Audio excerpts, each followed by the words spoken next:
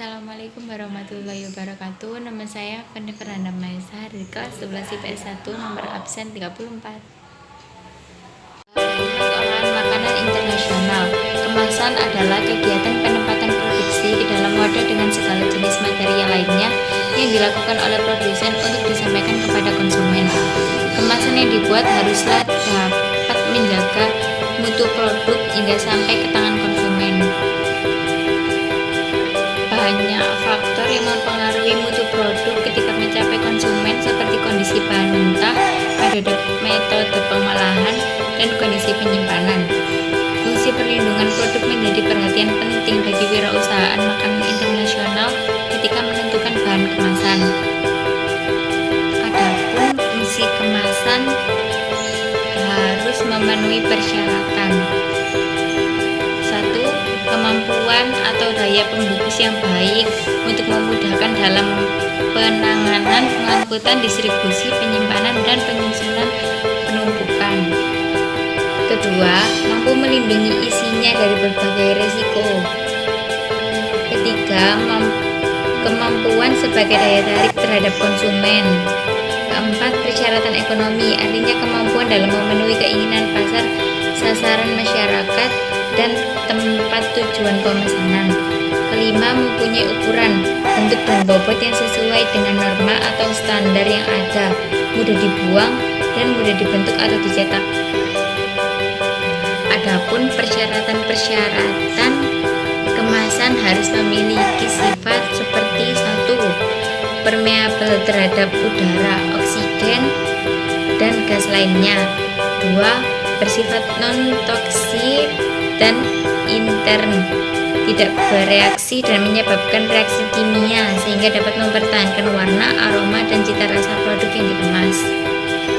Yang ketiga, kedap air, mampu menahan air atau kelembapan udara sekitarnya. Keempat, kuat dan tidak mudah bocor. Kelima, relatif tahan terhadap panas. Keenam, mudah dikerjakan secara massal dan harganya relatif murah. Cara-cara pengemasan berhubungan erat dengan kondisi produk yang dikemas serta cara transportasinya. Kemasan dapat digolongkan berdasarkan beberapa hal, antara lain: 1. Frekuensi pemakaian. Frekuensi pemakaian dibedakan menjadi 3. 1. Kemasan sekali pakai, disposable, yaitu kemasan yang langsung dibuang setelah 1 kali pakai. 2. Kemasan yang dapat dipakai berulang kali, multi-trip, seperti beberapa jenis botol minuman dan botol kecap. Ketiga, kemasan yang tidak dibuang, semi-disposable. Wadah-wadah ini biasanya digunakan untuk kepentingan lain di rumah konsumen setelah dipakai dan digunakan untuk penyimpanan lahan makanan atau jenis makanan yang lain. Kedua, struktur sistem kemas berdasarkan letak atau kedudukan suatu bahan kemas di dalam sistem kemasan keseluruhan dapat dibedakan atas: 1. Kemasan primer, yaitu bahan kemas langsung mewadahi bahan pangan. 2. Kemasan sekunder, yaitu kemasan yang fungsi utamanya melindungi kelompok kemasan lainnya. Ketiga, kemasan tersier dan kuarterner, yaitu apabila masih diperlukan lagi pengemasan setelah pengemasan primer, sekunder, dan tersier. 3. Sifat kekakuan bahan kemas dibedakan menjadi 3. 1. Kemasan fleksibel, yaitu bila bahan kemas mudah dilenturkan, misalnya plastik, kertas, foil.